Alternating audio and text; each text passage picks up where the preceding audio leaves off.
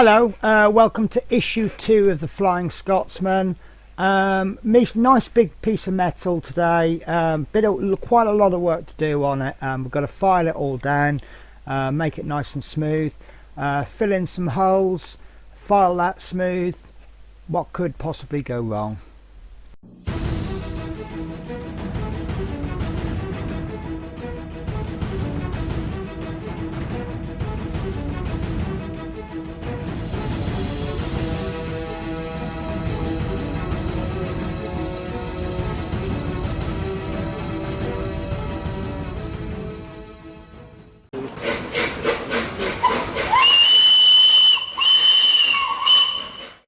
So hello, welcome to issue 2.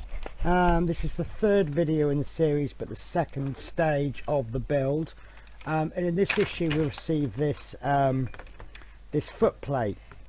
Now I believe that this footplate is made of zinc, aluminium, magnesium and copper alloy, which basically means it's a mixture of all of those metals. Now there's 3 jobs that we have to do. The first one is to check that it's level and straight, and by eye that looks like it might be a little bit out. The second job is to take all these rough edges and just make them a little bit more easier to handle. And the third job, which I'm not sure why they would do this, I don't know if you can see in there, it's very difficult. There we go. There's little notches in there on both sides, and those notches need to be filled in with a putty, but we still need to maintain that little hole. So let's start at the beginning. Now it does ask us to check for straightness at the beginning, and I think that we really need to be doing this throughout the build, because at any point we could bend it and that could knock everything out. So we take our ruler, and what we're going to do is we're going to lay it along, and straight away I can see that's out. I don't know if you can notice that. Let's see if I can find something with some colour. Let's find a piece of so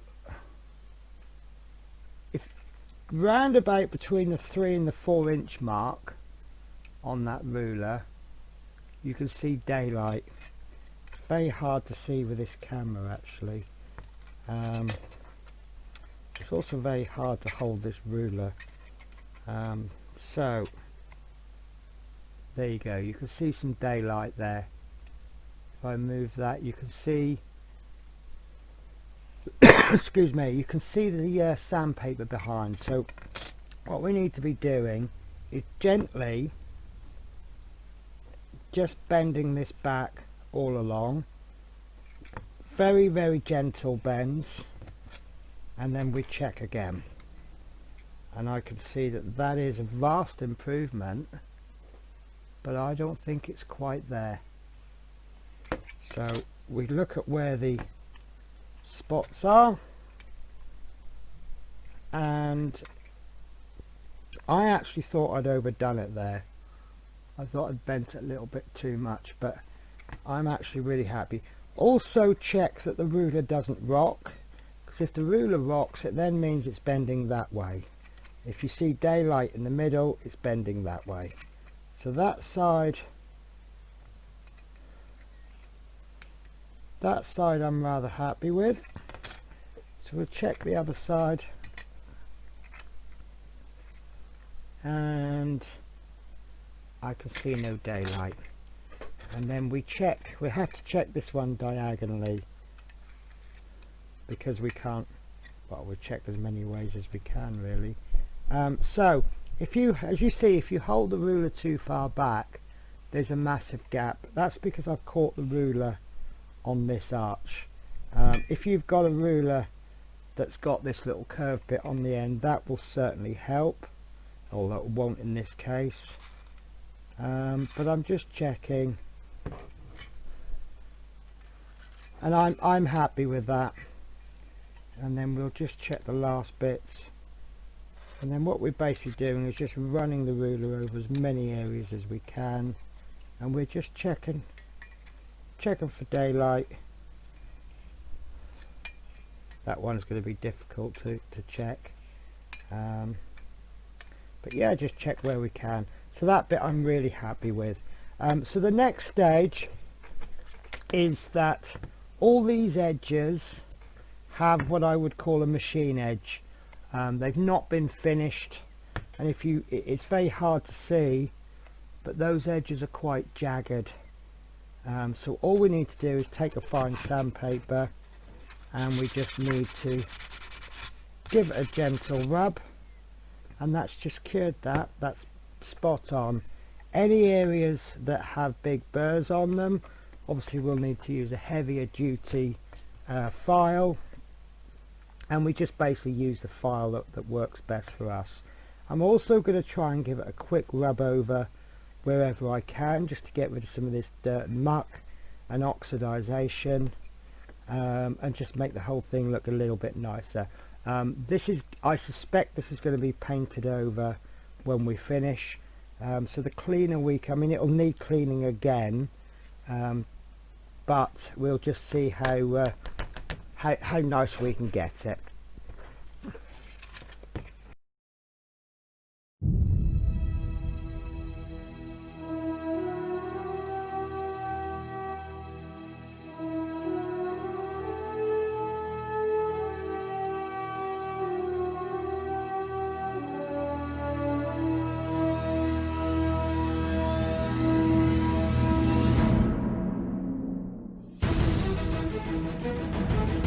Okay, so I've given that a good old once over with the sandpaper. It feels so much better, and I think that's ready for whatever we're going to be, whatever's going to happen to it at a later stage. These edges are nice and smooth, and I know some of you might think this is quite boring work. Unfortunately, it's all part and parcel. It's all prep work. Now, one other thing is that I tried to be gentle with it, but I did find myself pressing in the middle again, so it's vitally important that we go through stage 1 again, and I'm actually very lucky there. It didn't move, but this is why, I mean, we do need to check every single stage anyway, and that's absolutely fine. So we have a little bit of packaging, which we're going to use for the next stage. So if you just give me a second, what I'm going to do is I'm just going to cut myself a little container for what comes next, which is putty work. Now what we need to be doing is filling in a couple of holes. I don't know if that was a manufacturing error, or if it was perhaps a footplate that was designed to be used with a multitude of different engines. I don't know, but the bottom line is that we have a hole that we need to fill in. Now I'm going to be using Milliput. This is a good 2-part epoxy. I'm not endorsing any particular brand. There's some really good putties out there. There's some good stuff called Green Stuff, and I'm pretty sure that, you know, there's probably 100 different putties out there, but what I'm doing, what I'm calling this, is a good 2-part epoxy. Now the way 2-part epoxy works, and I'm sure you've seen this lots of times, this particular stuff comes in a blue and a clear bag. You basically get 2 sausages, and this is a sculpting tool that I use. I just find this is very useful for pushing things in. What you need to be doing is taking 2, this is going to be way too much, way too much. Remember, whatever you cut off this, you need to cut off the other one. Now this, I cannot remember which one is which, but one of these is an actual clay, and the other one is a hardener. And the way that it works is that, I think this is the clay. This is the consistency of plasticine. Now I will advise you, you should be wearing gloves at this stage, which I'm not, which I'm being very naughty. So right, so what happens is that you mix the hardener with the clay, and I can see I've got too much there. It's usually best if you start with a ball, and then you can judge the amount a little bit better, and I would say that's probably too much on there. If you do touch this with your hands, make sure you wash them really well afterwards. So that's about the same, so we'll put this together. Now if you do not mix these exactly 50-50, and I'm pretty sure that if you measured this on a much smaller scale, say a microscopic level, you'll probably find that this might be 5% out. That doesn't really matter. The more hardener you put in, the quicker it will set, and I believe the harder it will set. If you put more of the clay in, it will set much slowly, if at all, and it will be much softer. As you can see, this is quite soft, and this is much harder. This is more the consistency of plasticine, whereas this is perhaps more the consistency of a little bit harder than if you're making cakes and you add the moisture, but you haven't added enough moisture to the mix, and it's very soft and crumbly. What we need to do then is take these two components, and we spend some time kneading them together like this, and this takes a long time to do, I'm afraid, but the better job you do, the better result you'll get when you finish. So basically, if you can see any individual components, you haven't mixed it enough.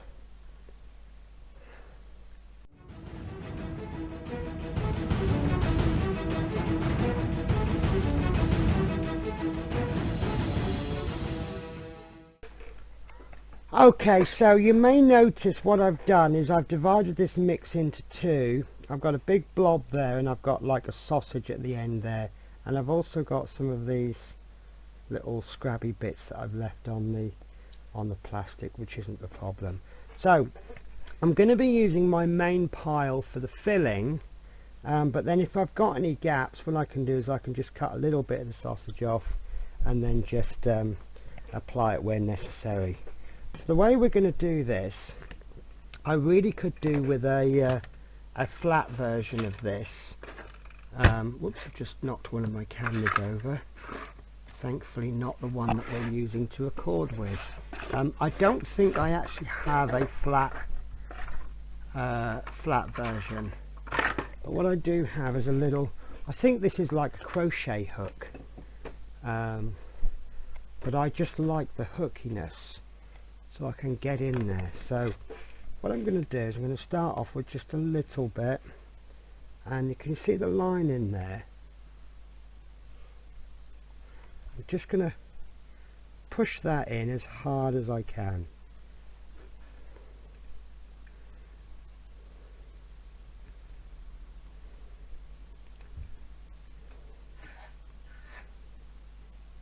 Try and make sure you fill every single gap.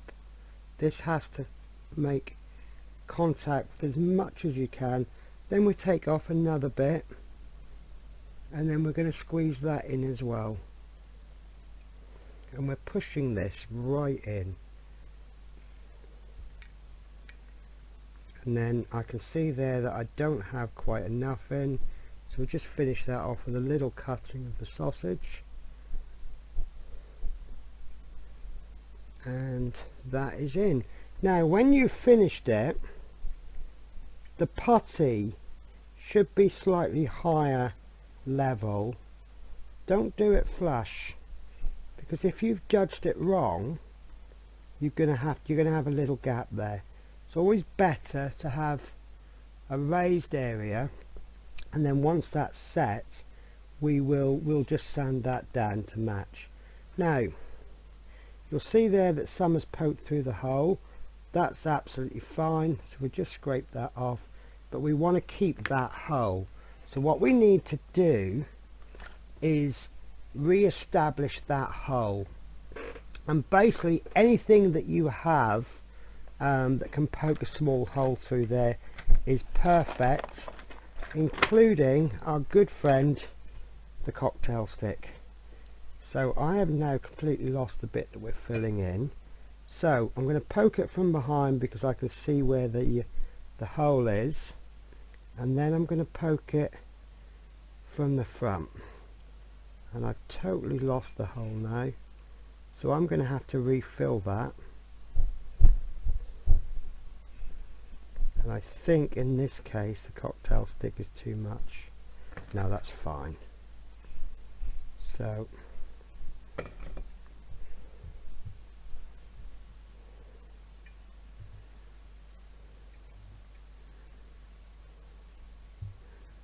what I actually didn't do that I should have done was wet the cocktail stick. This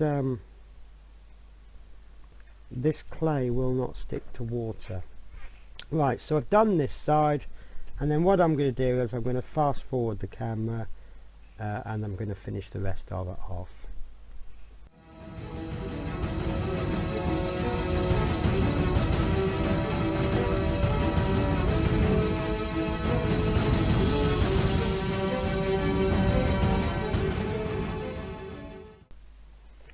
Okay, so I filled these holes. They're a little bit scruffy. I had a little bit of trouble finding the holes, and obviously once you do the other side you're going to start filling that hole in. So the tactic that I resorted to was actually packing in way too much putty, but also poking a small hole in that doesn't necessarily go all the way through, but what I can do is afterwards I can get my little hobby drill, or perhaps my little pointer. See if I can find it. I have these new drawers and I'm still establishing. So this is a Citadel hobby drill, which is very good for the small drills. This is another hobby drill that I have, and you see you got these tiny drill bits, and when it's dry we'll re-drill those holes. So I can't do anything now until this is dry, and let's just check the instructions. Milliput becomes rock hard in 3 to 4 hours at normal room temperature. Store in dry conditions. So that's me done for 3 to 4 hours. However, let's call that overnight. As you see, not a massive amount of work to do leading up to this. But yeah, so it's absolutely key that this is all done. I'll be honest with you, I don't know why these holes are filled in, but the instructions tell us to do that, so that's exactly what we will do. So guys, I will see you in 3 to 4 hours, or in the case of the magic of television, I will see you very shortly. So I've done this, I've popped the putty in, I've let it to dry overnight, and the way that we know it's dry is we take a little bit of the leftover and we just see how hard and brittle it is, and you can see that is rather hard and brittle. So I would say that's done. So I'm going to have a variety of filing things. So at my disposal I'm going to have an emery board, which is my usual go-to filing stick. I have this fiberglass abrasive pen, which may come in useful, may not, we'll see how it goes. And for anything a little bit rougher, I've got a variety of sanding files. So all we need to do is just get our sticks in there and just file that down using whichever one we think is appropriate, and then we'll have a look at our quality of filing when I'm finished. So there's the first little bit almost done, and you'll know when it's all done. You'll see that there's a big blob there, but once you've actually finished, the putty will disappear, and it will just leave a line the shape of the original. So let's see how we get on. This should be fairly simple because it's a nice, easy to access panel. So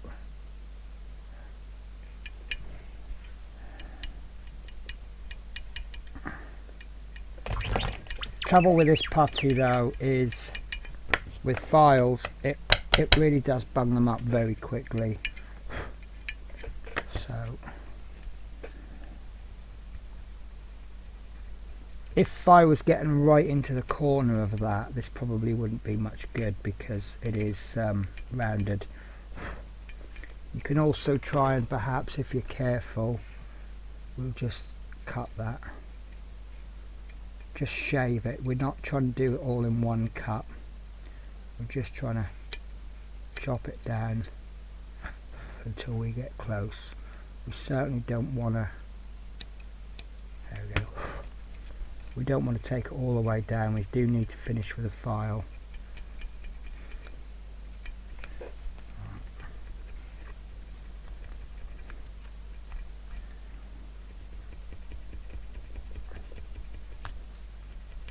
So you see that's getting there. The patch of putty is getting smaller. And it's the hardest bit really is just holding the foot, the base plate.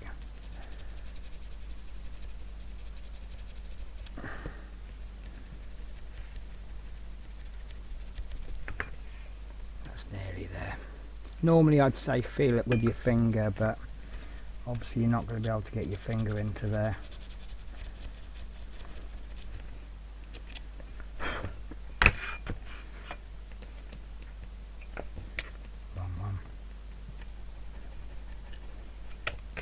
Might as well test this, mightn't we?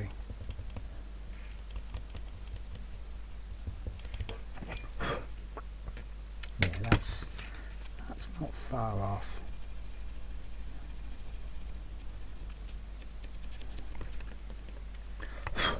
I'd say that's very, very nearly there now. If you can see the you can see a very thin line of putty.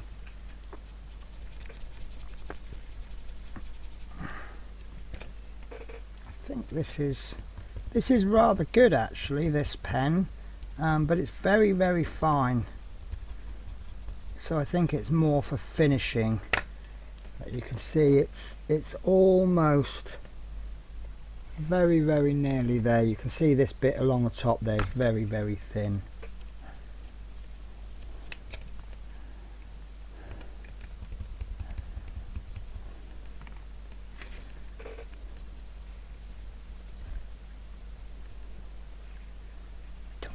Using this pen properly.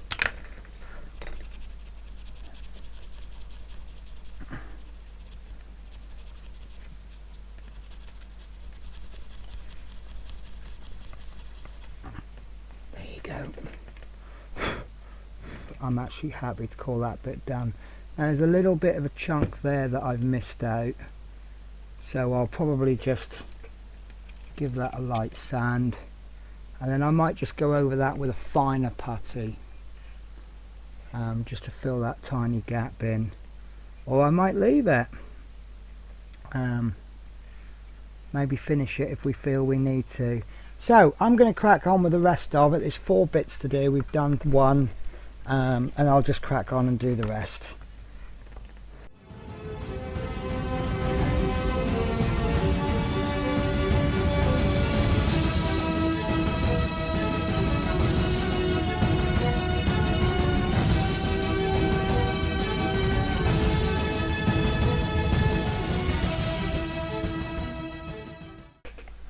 Okay, so I'm happy with the result there.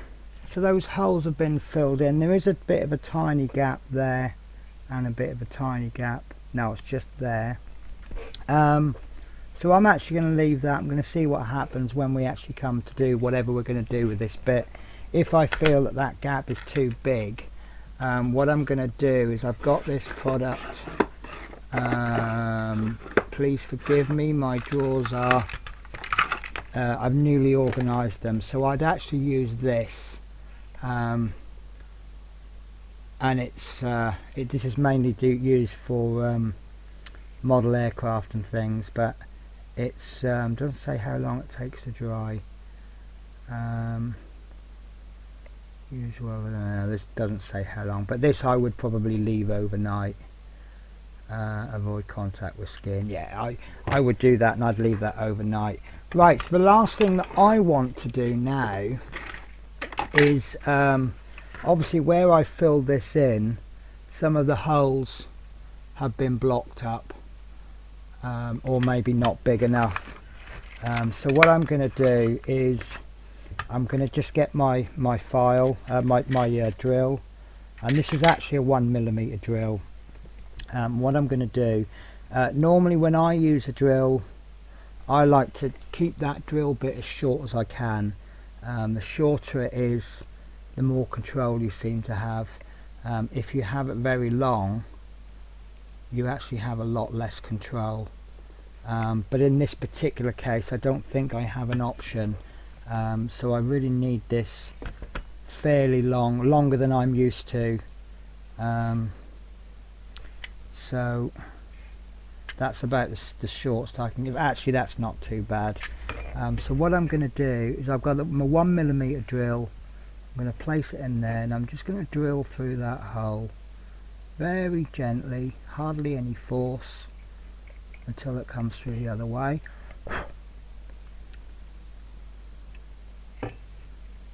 And then just have a look at the hole.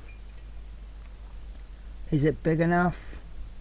I'm not actually sure. I would suggest maybe not. So I'm gonna just up that to a 1.2mm drill head. It's better to be too small than too big. So just pop that back. I do love this little set. The drill, what I got with this has got about 20 different sizes, ranging from like 0.1mm right up to 3mm. The problem is that none of them are labelled, so I have absolutely no idea which bit is which. So I bought these micro box ones. I don't think they're expensive. I don't think they're one of the main brands, so they're probably not going to be the best quality, but they're really good for what I'm doing. And of course they're nice and clearly labelled, the sizes. So I'm going to pop this in now, and I'm going to very, very carefully drill through. And there's a lot more resistance there, so that suggests to me it's starting to attempt to drill against the metal hole. So having a look at that hole on both sides, I don't know if you can see around the edge of the hole, but there's a little bit, you can't really see that, my camera's not picking that up, so you can see the amount of putty around the hole. But if you look on the other side, there's a lot less, especially on this side. Come on, focus, there we go. So I would suggest that that's as far as I need to go. If when we come to put whatever we put into there, that it's not big enough, then we can always drill it a little bit bigger. And then so I'm going to come in on the other side very gently, trying to keep it, when I'm drilling there, I'm actually aiming for this hole there.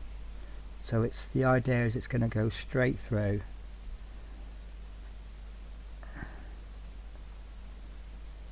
And in actual fact, I've not got my drill centered, so I don't know if you noticed that as I was turning the drill, the actual drill bit was going like this, because when you turn the drill, you're turning it, you've got this little bit goes into your palm, and you're actually turning it on there, so that was causing it to go skew with.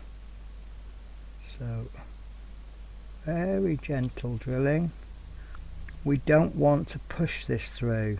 If we push too hard, we run the risk of pushing the putty out, and the whole block could come out then. So let's try and tidy that up a little bit. Right, so I'm actually very happy with that hole. There we go. So we filled those little bits in. I don't know why they had them, just for us to fill them in, but we have to fill them in, re-drill the holes, and I would say that's a job well done. So a part that looked like there wasn't going to be much to do, you know, you've got this big part and then we just pick it up, and when we make sure it's straight, which in this case it wasn't quite straight, and then we just tied it all up with a bit of sandpaper, but when it came to this bit, it was actually a bit more work than I thought. So I'm really happy with this issue. Yeah, the original cover price is £5.99, but that would be about £10 now, and I think that's quite a good bit of value for this. You know, you get quite a lot of actual model, but you also you get a lot to do on it as well. So I'm going to clean my mat up, and then I will see you in the next video. So thank you very much for watching. Hope you have a wonderful week, and I hope to catch you for episode 3, which is the 4th episode, but the 3rd issue. You know what I mean. Take care, guys. Bye bye.